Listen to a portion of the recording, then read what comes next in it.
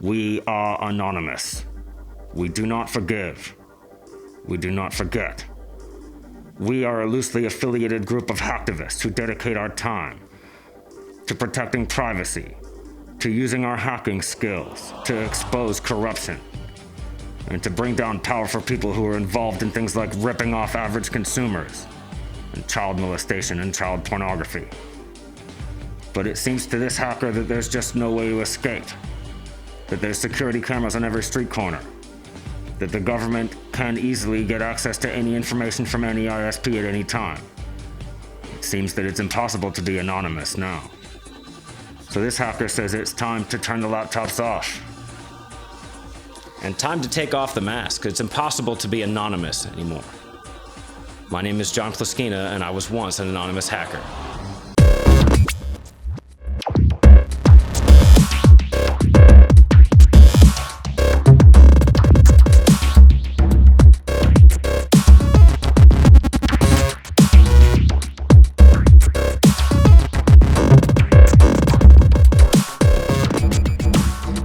John Ploskina here, and I've been threatening for quite a while to make an episode of Seeing Through the Media where I told you a little bit about my experiences as an anonymous hacker.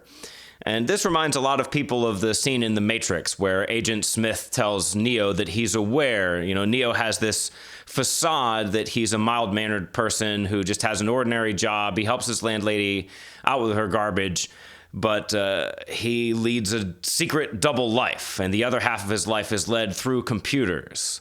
And there he's sort of a secret criminal who's up to all kind of nefarious deeds after hours. And to tell you the truth, being a hacker is a lot like that, or at least it can be like that in your imagination. So I did commit some minor crimes that I hope are past the statute of limitations. A lot of this was a really long time ago. I was involved in some of the earliest activities that you could call hacking on the internet. I was involved in some of the earliest days of the anonymous hacking movement, and I was even involved in some of the early days of cryptocurrency that led to the creation of Bitcoin, although I did miss out on being a crypto billionaire. So let's go ahead and jump right in. So for me, my history with computers, I think I'm among the first generation of people where my earliest memories are all based around computers. As far back as I can remember, my dad had an Apple computer floating around the house. Starting when I was about maybe 6 or 7, it was an Apple IIc.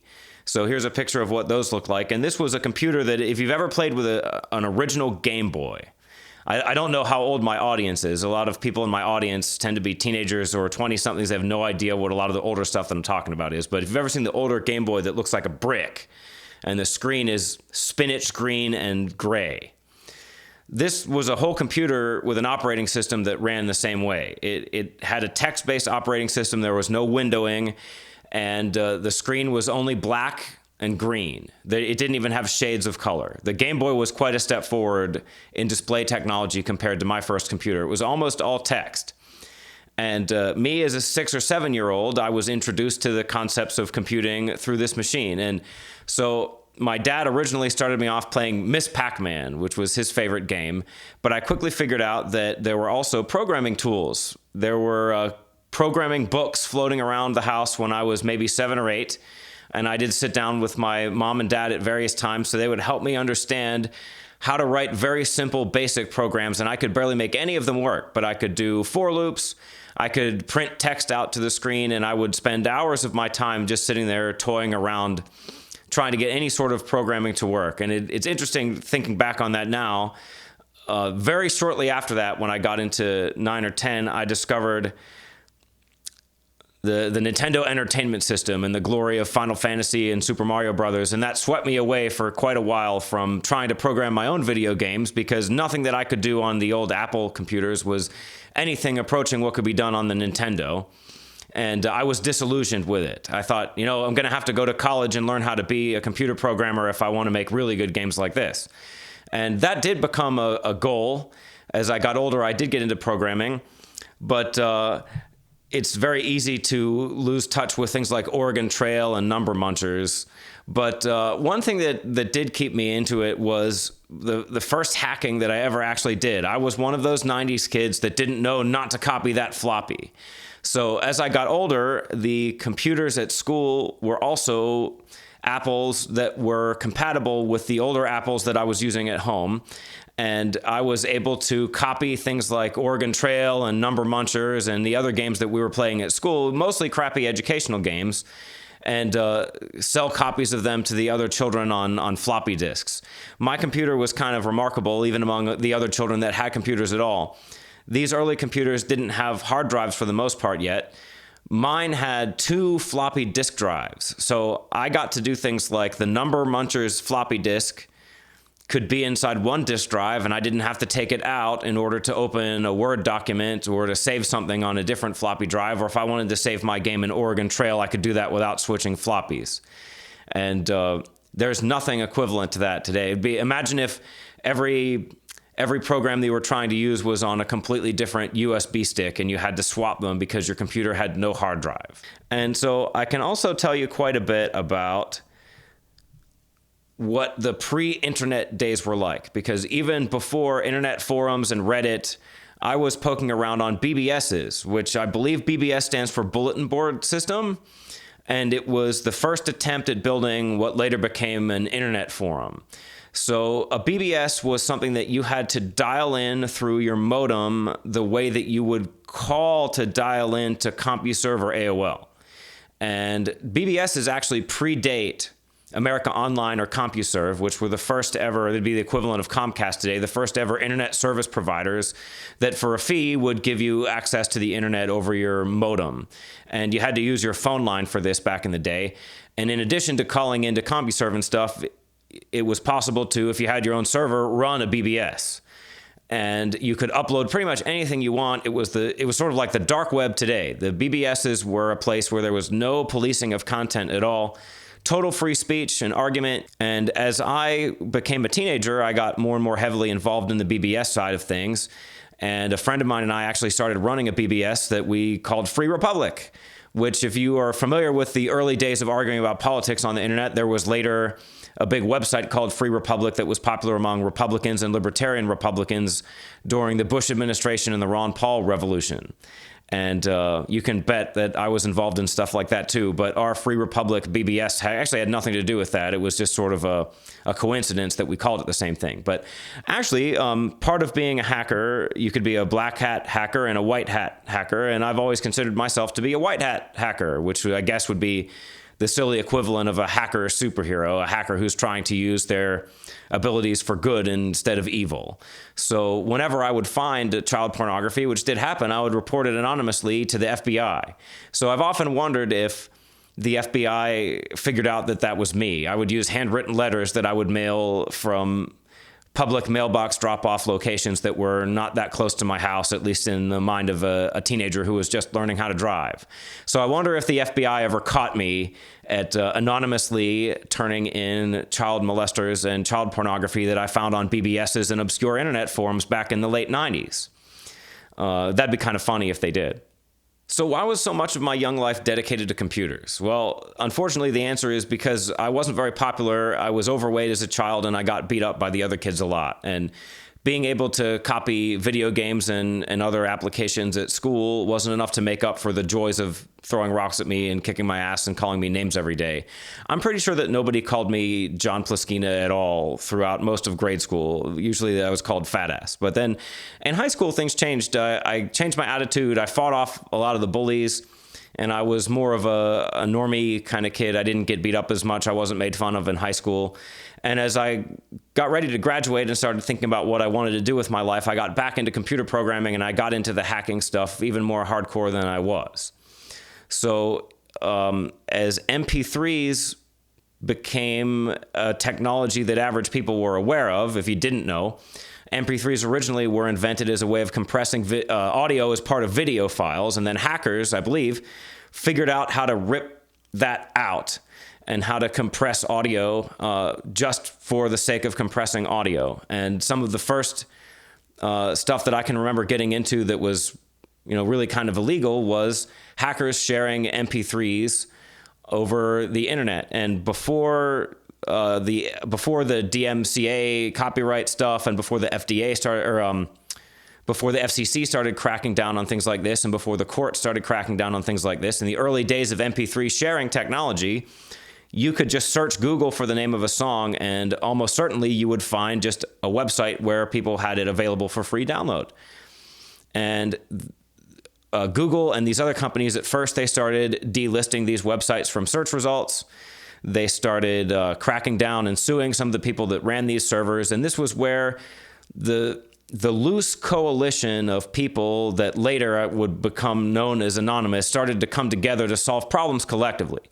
And we would use pseudonyms, and we would gather in these secret forums under aliases, and we would discuss, how can we move forward from this? And Napster was something that came out of this attitude. If you haven't heard of Napster, Napster was a centralized server-based search engine that allowed you to get around the fact that Google and these other search engines were starting to crack down on MP3 sharing. And because the sharing was peer-to-peer, in theory, you lost enough of the centralization that it would be much harder to go after the individuals who were sharing the actual files. And Napster would use all kind of legal tricks and wrangling in order to try to convince the courts that, we're just allowing people to share this, so we shouldn't be held responsible. You shouldn't be able to shut us down. And that didn't work out. It became very quickly a war in the courts and a technology war between hackers and professional programmers to try and shut Napster and similar services like LimeWire down. And very quickly, these larger services that most people were using became honeypot traps, where you're basically going to get caught by the police or get caught, and you get a lot of malware and viruses and things like that would screw up your computer. And so those of us who would ultimately become anonymous hackers, by now, we hadn't really started to call ourselves that, but the Swedish Pirate Party was starting to form and come together. And this was something that was really important to anybody who was into hacking, anybody who was into underground stuff at the time. Nobody in the underground hacking scene at any time has ever liked the concept of copyright as it's currently practiced. And a lot of the desire to share MP3s isn't just to get free music. It was never really about that for me. I always try to pay for as much music as possible, especially seeing artists live and buying their t-shirts and albums and stuff. But a lot of it was the desire to get around copyright and to do things like share older video games and music that aren't in print anymore and old books that aren't in print anymore. And this is something that's becoming increasingly important because the government doesn't just use copyright, and these big corporations don't just use copyright to make money. They also use it to crush innovation, to take ideas that really, like a mathematical algorithm, can't be copyrighted, but software can be copyrighted. And they use copyrights for software and entertainment products in order to crush free will, in order to stop people from just sharing information that should be free anyway, that nobody's really making money off of in the present. Now, I'm not going to say that every single MP3 that gets shared is a political act, is an act of political activism that should be supported.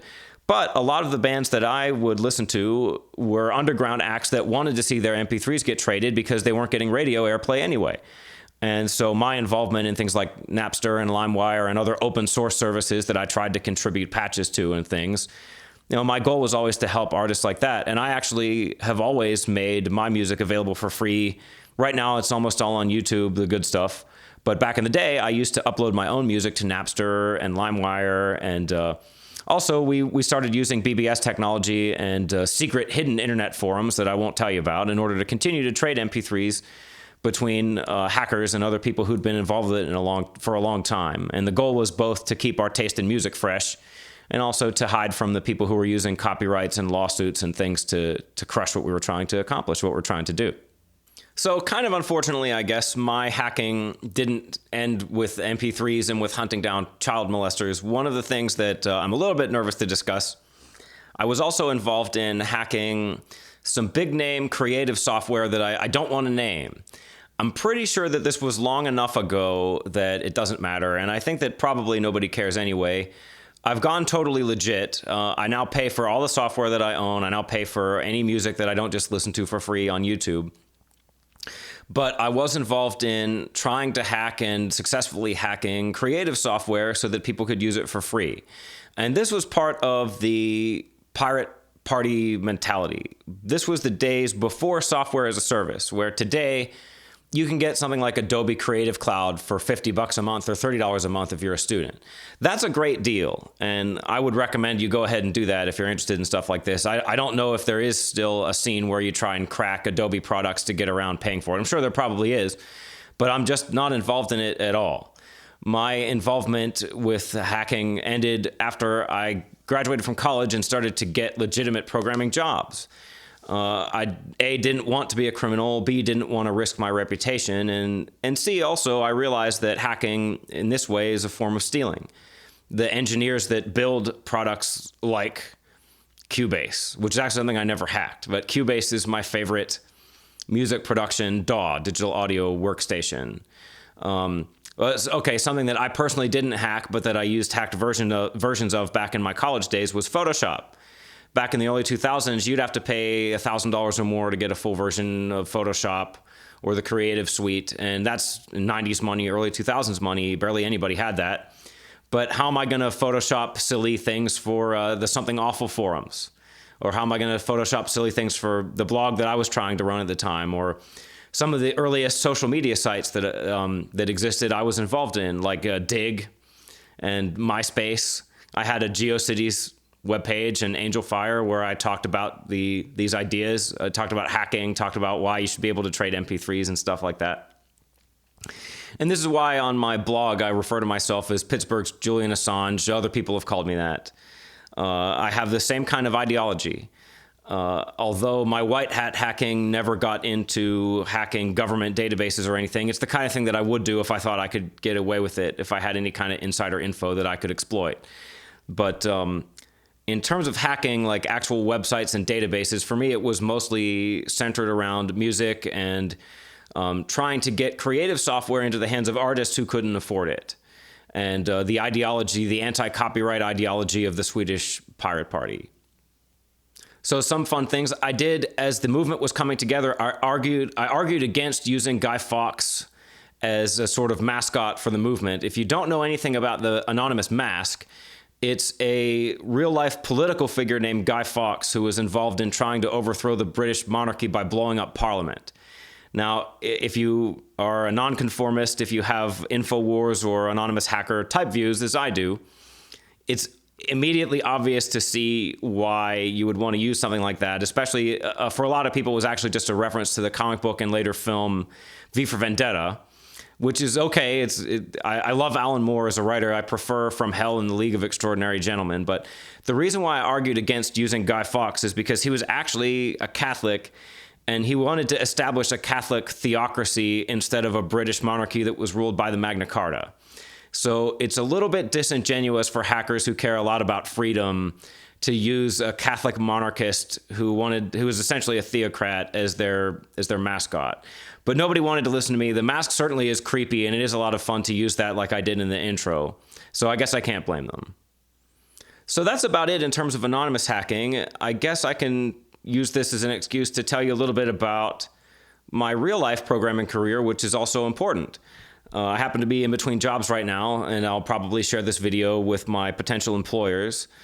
Ever since I got back to the United States in 2006, I have worked as a software engineer making proprietary software, which at one time when I was younger, I would have said that proprietary software of the kind that I'm involved in is actually against my ethics. But by the time I was old enough to be paid to write software, I didn't really feel that way anymore. I'd seen enough of how much of the work goes into it. And also, I had learned enough about why things need to be secret to understand why not everything should be open source, why some software does absolutely need to be proprietary. I used to believe that part of paying for software should be getting access to the source code. Like I can't even tell you how often I wish that I had access to the source code of Cubase to fix some of these stupid little minor nagging problems that those Cubase engineers never get into. But I'm just that kind of computer user. I'm the same way that I'm not satisfied with having somebody else fix my car. I want to get in and do as many of my own repairs as possible. I like to get in and work on software too. And so I started off working for Alcoa as a web analyst, and I was designing and building websites for subsidiaries of the Alcoa Corporation, working with teams of people all over the world. And that was actually just my foot in the door for programming. From there, I moved on to things like business-to-business communication protocols.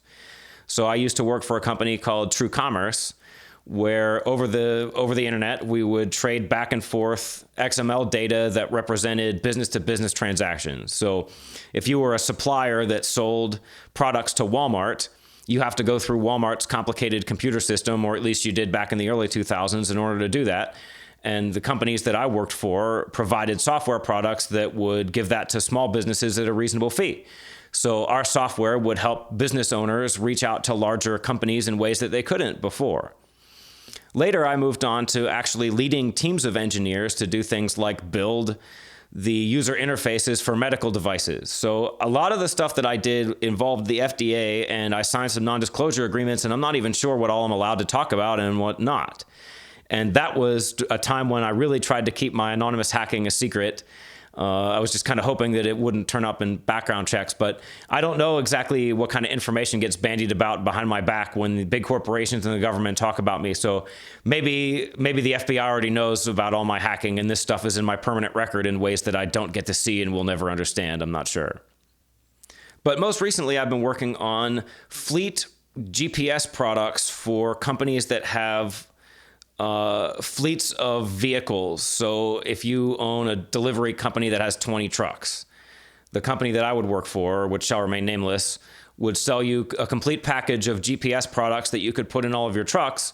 And then our software would, from a centralized server, manage your trucks for you. You could track how long your drivers have been driving and whether or not their hours of operation match the regulations for the state that they operate in. You could see on a map where all your drivers were at any given time. You could plan their routes for them and stuff like that. So as I got into professionally programming proprietary software, my actual career took up way too much of my time, and I didn't have the time and energy to focus on things like finding cross-site scripting vulnerabilities on big websites, or trying to find vulnerabilities in the code generation so that I could help to generate code crackers for big, expensive, big box creative products. I didn't have time, and B, I didn't have the inclination or the ideology anymore. And also, I was seeing how things like even the dark web are becoming vulnerable to the FBI and CIA, and never been super involved in the dark web.